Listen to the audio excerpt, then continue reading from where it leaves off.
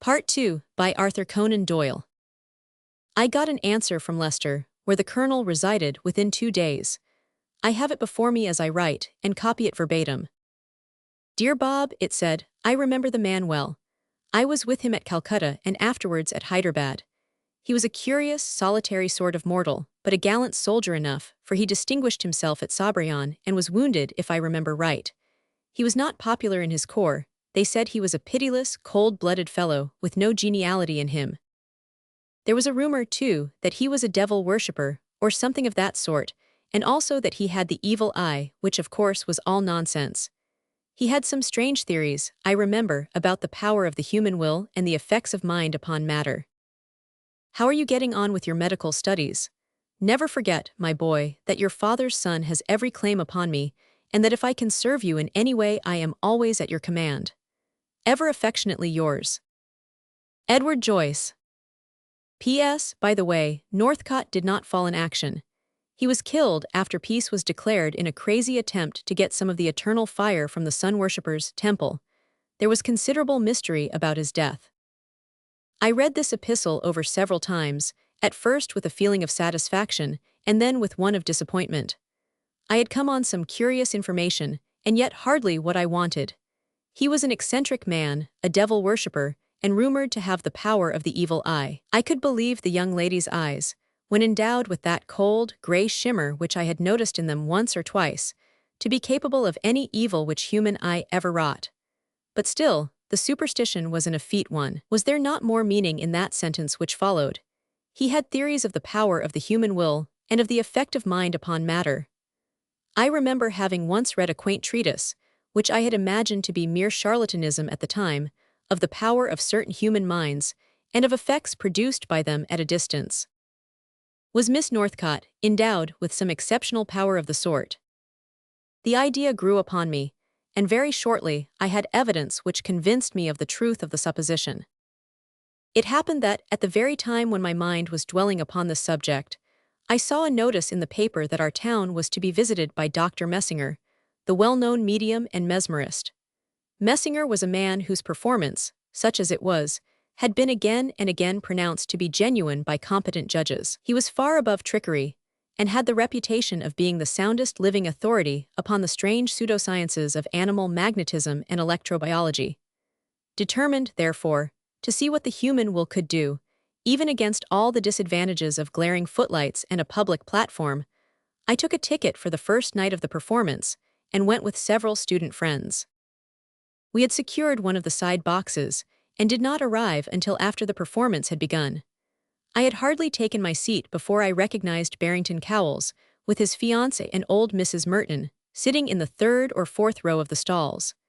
They caught sight of me at almost the same moment, and we bowed to each other. The first portion of the lecture was somewhat commonplace, the lecturer giving tricks of pure legerdemain, with one or two manifestations of mesmerism, performed upon a subject whom he had brought with him. He gave us an exhibition of clairvoyance too, throwing his subject into a trance, and then demanding particulars as to the movements of absent friends, and the whereabouts of hidden objects, all of which appeared to be answered satisfactorily. I had seen all this before, however. What I wanted to see now was the effect of the lecturer's will when exerted upon some independent member of the audience. He came round to that as the concluding exhibition in his performance. I have shown you, he said, that a mesmerized subject is entirely dominated by the will of the mesmerizer. He loses all power of volition, and his very thoughts are such as are suggested to him by the mastermind. The same end may be attained without any preliminary process. A strong will can, simply by virtue of its strength, take possession of a weaker one, even at a distance, and can regulate the impulses and the actions of the owner of it. If there was one man in the world who had a very much more highly developed will than any of the rest of the human family, there is no reason why he should not be able to rule over them all, and to reduce his fellow creatures to the condition of automatons. Happily, there is such a dead level of mental power, or rather of mental weakness, among us that such a catastrophe is not likely to occur. But still within our small compass, there are variations which produce surprising effects. I shall now single out one of the audience, and endeavor, by the mere power of will, to compel him to come upon the platform, and do and say what I wish. Let me assure you that there is no collusion, and that the subject whom I may select is at perfect liberty to resent to the uttermost any impulse which I may communicate to him." With these words, the lecturer came to the front of the platform and glanced over the first few rows of the stalls. No doubt Cowles' dark skin and bright eyes marked him out as a man of a highly nervous temperament, for the mesmerist picked him out in a moment and fixed his eyes upon him. I saw my friend give a start of surprise, and then settle down in his chair, as if to express his determination not to yield to the influence of the operator. Messinger was not a man whose head denoted any great brain power, but his gaze was singularly intense and penetrating. Under the influence of it, Cowles made one or two spasmodic motions of his hands, as if to grasp the sides of his seat, and then half rose, but only to sink down again, though with an evident effort. I was watching the scene with intense interest, when I happened to catch a glimpse of Miss Northcott's face. She was sitting with her eyes fixed intently upon the mesmerist, and with such an expression of concentrated power upon her features as I have never seen on any other human countenance. Her jaw was firmly set, her lips compressed, and her face as hard as if it were a beautiful sculpture cut out of the whitest marble. Her eyebrows were drawn down, however, and from beneath them, her gray eyes seemed to sparkle and gleam with a cold light. I looked at Cowles again, expecting every moment to see him rise and obey the mesmerist's wishes, when there came from the platform a short, gasping cry, as of a man utterly worn out and prostrated by a prolonged struggle. Messinger was leaning against the table, his hand to his forehead and the perspiration pouring down his face.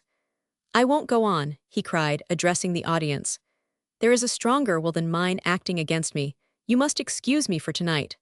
The man was evidently ill and utterly unable to proceed, so the curtain was lowered and the audience dispersed, with many comments upon the lecturer's sudden indisposition. I waited outside the hall until my friend and the ladies came out. Cowles was laughing over his recent experience. "He didn't succeed with me, Bob," he cried triumphantly as he shook my hand. "I think he caught a tartar that time." "Yes," said Miss Northcott, "I think that Jack ought to be very proud of his strength of mind, don't you, Mr. Armitage?" "It took me all my time, though," my friend said seriously. "You can't conceive what a strange feeling I had once or twice. All the strength seemed to have gone out of me, especially just before he collapsed himself." I walked round with Cowles in order to see the ladies home. He walked in front with Mrs. Merton, and I found myself behind with the young lady. For a minute or so I walked beside her without making any remark, and then I suddenly blurted out, in a manner which must have seemed somewhat brusque to her. "You did that, Miss Northcott." "Did what?" she asked sharply. "Why, mesmerized the mesmerizer. I suppose that is the best way of describing the transaction." "What a strange idea," she said, laughing. "You give me credit for a strong will then." "Yes," I said, "for a dangerously strong one." "Why dangerous?" she asked in a tone of surprise. "I think," I answered, "that any will which can exercise such power is dangerous, for there is always a chance of its being turned to bad uses." "You would make me out a very dreadful individual, Mr. Armitage," she said, and then looking up suddenly in my face, "You have never liked me. You are suspicious of me and distrust me, though I have never given you cause." The accusation was so sudden and so true that I was unable to find any reply to it.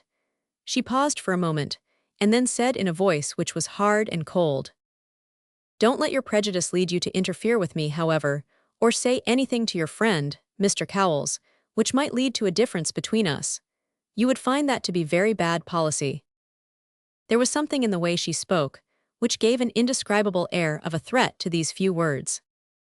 "I have no power," I said, "to interfere with your plans for the future. I cannot help, however, from what I have seen and heard, having fears for my friend."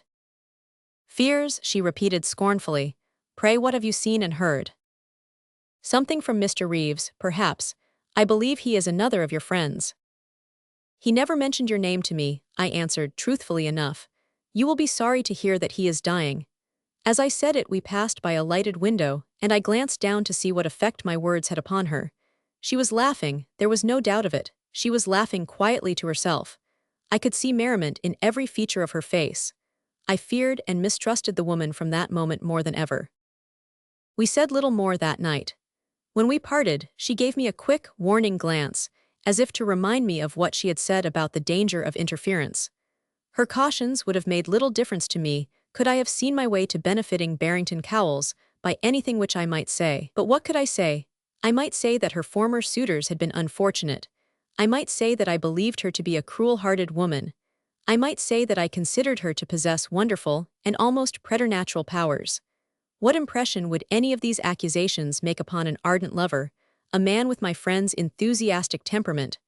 I felt that it would be useless to advance them, so I was silent. And now I come to the beginning of the end. Hitherto much has been surmise and inference and hearsay. It is my painful task to relate now, as dispassionately and as accurately as I can, what actually occurred under my own notice, and to reduce to writing the events which preceded the death of my friend.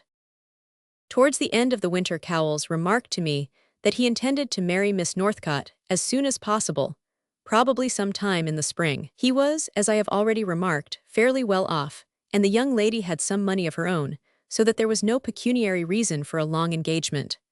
"We are going to take a little house out at Corstorphine," he said, "and we hope to see your face at our table, Bob, as often as you can possibly come."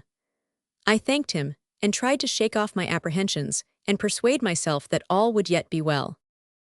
It was about 3 weeks before the time fixed for the marriage, that Cowles remarked to me one evening that he feared he would be late that night. "I have had a note from Kate," he said, "asking me to call about 11 o'clock tonight, which seems rather a late hour, but perhaps she wants to talk over something quietly after old Mrs. Merton retires." It was not until after my friend's departure that I suddenly recollected the mysterious interview which I had been told of as preceding the suicide of young Prescott. Then I thought of the ravings of poor Reeves, rendered more tragic by the fact that I had heard that very day of his death. What was the meaning of it all? Had this woman some baleful secret to disclose which must be known before her marriage? Was it some reason which forbade her to marry? Or was it some reason which forbade others to marry her? I felt so uneasy that I would have followed Cowles, even at the risk of offending him, and endeavored to dissuade him from keeping his appointment, but a glance at the clock showed me that I was too late. I was determined to wait up for his return, so I piled some coals upon the fire and took down a novel from the shelf. My thoughts proved more interesting than the book, however, and I threw it on one side. An indefinable feeling of anxiety and depression weighed upon me. 12 o'clock came, and then half past, without any sign of my friend. It was nearly 1 when I heard a step in the street outside, and then a knocking at the door. I was surprised, as I knew that my friend always carried a key. However, I hurried down and undid the latch. As the door flew open, I knew in a moment that my worst apprehensions had been fulfilled. Barrington Cowles was leaning against the railings outside with his face sunk upon his breast, and his whole attitude expressive of the most intense despondency.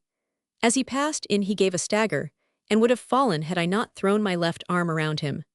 Supporting him with this, and holding the lamp in my other hand, I led him slowly upstairs into our sitting room. He sank down upon the sofa without a word. Now that I could get a good view of him, I was horrified to see the change which had come over him. His face was deadly pale, and his very lips were bloodless. His cheeks and forehead were clammy, his eyes glazed, and his whole expression altered. He looked like a man who had gone through some terrible ordeal, and was thoroughly unnerved.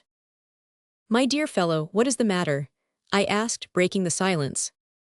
"Nothing amiss, I trust. Are you unwell?" "Brandy," he gasped. "Give me some brandy." I took out the decanter, and was about to help him, when he snatched it from me with a trembling hand, and poured out nearly half a tumbler of the spirit. He was usually a most abstemious man, but he took this off at a gulp without adding any water to it. It seemed to do him good, for the color began to come back to his face, and he leaned upon his elbow.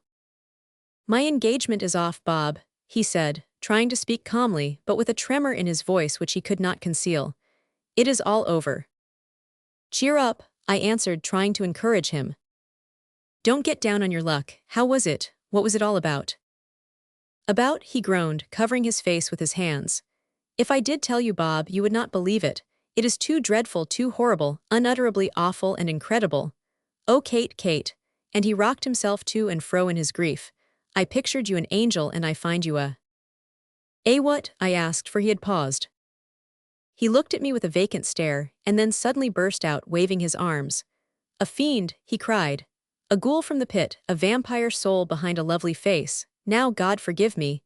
He went on in a lower tone, turning his face to the wall. I have said more than I should. I have loved her too much to speak of her as she is. I love her too much now. He lay still for some time, and I had hoped that the brandy had had the effect of sending him to sleep, when he suddenly turned his face towards me. Did you ever read of werewolves? He asked. I answered that I had.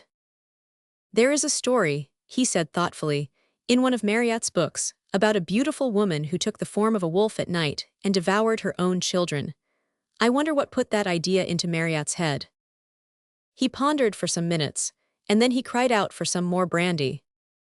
There was a small bottle of laudanum upon the table, and I managed, by insisting upon helping him myself, to mix about half a dram with the spirits. He drank it off, and sank his head once more upon the pillow. Anything better than that, he groaned. Death is better than that. Crime and cruelty, cruelty and crime. Anything is better than that. And so on with the monotonous refrain until at last the words became indistinct, his eyelids closed over his weary eyes, and he sank into a profound slumber. I carried him into his bedroom without arousing him, and making a couch for myself out of the chairs, I remained by his side all night. In the morning, Barrington Cowles was in a high fever. For weeks he lingered between life and death. The highest medical skill of Edinburgh was called in, and his vigorous constitution slowly got the better of his disease. I nursed him during this anxious time, but through all his wild delirium and ravings, he never let a word escape him, which explained the mystery connected with Miss Northcote. Sometimes he spoke of her in the tenderest words and most loving voice. At others he screamed out that she was a fiend, and stretched out his arms as if to keep her off. Several times he cried that he would not sell his soul for a beautiful face, and then he would moan in a most piteous voice, "But I love her for all that, I shall never cease to love her." When he came to himself, he was an altered man. His severe illness had emaciated him greatly, but his dark eyes had lost none of their brightness. They shone out with startling brilliancy from under his dark, overhanging brows. His manner was eccentric and variable, sometimes irritable, sometimes recklessly mirthful, but never natural. He would glance about him in a strange, suspicious manner, like one who feared something, and yet hardly knew what it was he dreaded. He never mentioned Miss Northcote's name, never until that fatal evening of which I have now to speak. In an endeavor to break the current of his thoughts by frequent change of scene, I traveled with him through the Highlands of Scotland, and afterwards down the east coast. In one of these peregrinations of ours we visited the Isle of May, an island near the mouth of the Firth of Forth, which, except in the tourist season, is singularly barren and desolate.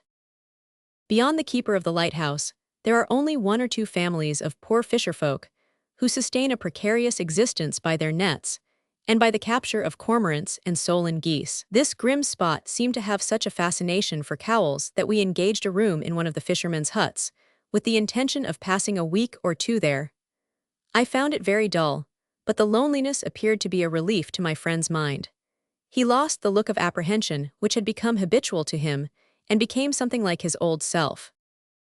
He would wander round the island all day, looking down from the summit of the great cliffs which gird it round, and watching the long green waves as they came booming in and burst in a shower of spray over the rocks beneath. One night, I think it was our third or fourth on the island, Barrington Cowles and I went outside the cottage before retiring to rest, to enjoy a little fresh air, for our room was small, and the rough lamp caused an unpleasant odor. How well I remember every little circumstance in connection with that night. It promised to be tempestuous, for the clouds were piling up in the northwest, and the dark rack was drifting across the face of the moon, throwing alternate belts of light and shade upon the rugged surface of the island and the restless sea beyond. We were standing talking close by the door of the cottage, and I was thinking to myself that my friend was more cheerful than he had been since his illness, when he gave a sudden, sharp cry, and looking round at him I saw, by the light of the moon, an expression of unutterable horror come over his features. His eyes became fixed and staring, as if riveted upon some approaching object, and he extended his long, thin forefinger, which quivered as he pointed. "Look there," he cried, "it is she, you see her there coming down the side of the brae." He gripped me convulsively by the wrist as he spoke. "There she is, coming towards us." "Who?" I cried, straining my eyes into the darkness. "She, Kate Northcote," he screamed. "She has come for me." "Hold me fast, old friend. Don't let me go." "Hold up, old man," I said, clapping him on the shoulder. "Pull yourself together, you are dreaming, there is nothing to fear." "She is gone," he cried with a gasp of relief.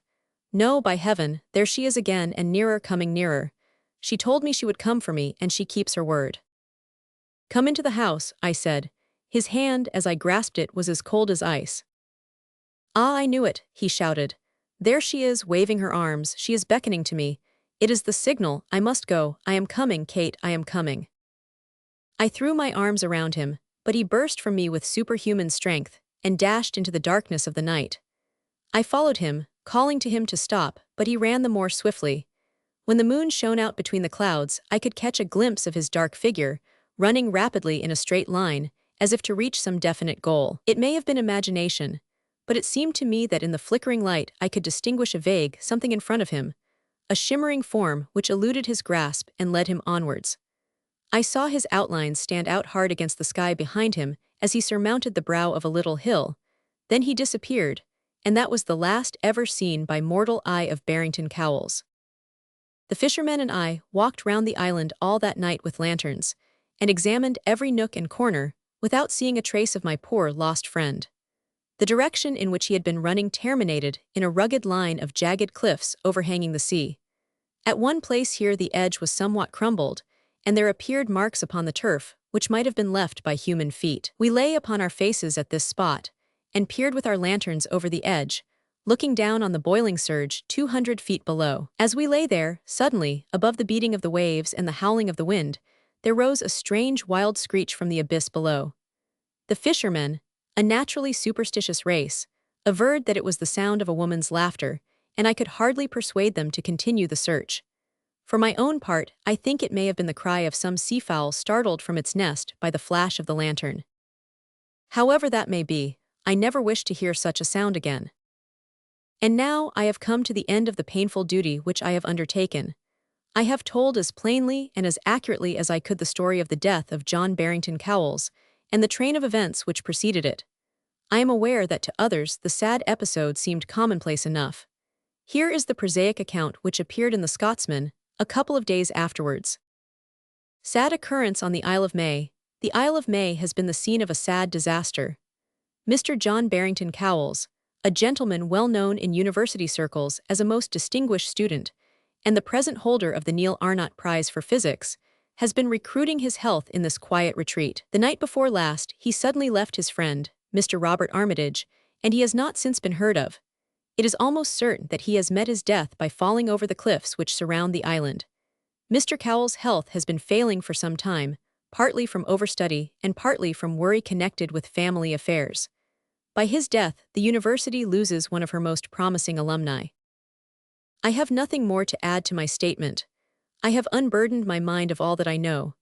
I can well conceive that many, after weighing all that I have said, will see no ground for an accusation against Miss Northcote. They will say that, because a man of a naturally excitable disposition says and does wild things, and even eventually commits self-murder after a sudden and heavy disappointment, there is no reason why vague charges should be advanced against a young lady. To this, I answer that they are welcome to their opinion. For my own part, I ascribe the death of William Prescott, of Archibald Reeves, and of John Barrington Cowles to this woman with as much confidence as if I had seen her drive a dagger into their hearts. You ask me, no doubt, what my own theory is which will explain all these strange facts. I have none, or at best, a dim and vague one. That Miss Northcote possessed extraordinary powers over the minds, and through the minds over the bodies of others, I am convinced, as well as that her instincts were to use this power for base and cruel purposes, that some even more fiendish and terrible phase of character lay behind this, some horrible trait, which it was necessary for her to reveal before marriage is, to be inferred from the experience of her 3 lovers, while the dreadful nature of the mystery thus revealed can only be surmised from the fact that the very mention of it drove from her those who had loved her so passionately. Their subsequent fate was, in my opinion, the result of her vindictive remembrance of their desertion of her, and that they were forewarned of it at the time was shown by the words of both Reeves and Cowles. Above this, I can say nothing. I lay the facts soberly before the public as they came under my notice. I have never seen Miss Northcote since, nor do I wish to do so. If by the words I have written, I can save any one human being from the snare of those bright eyes and that beautiful face. Then I can lay down my pen with the assurance that my poor friend has not died altogether in vain.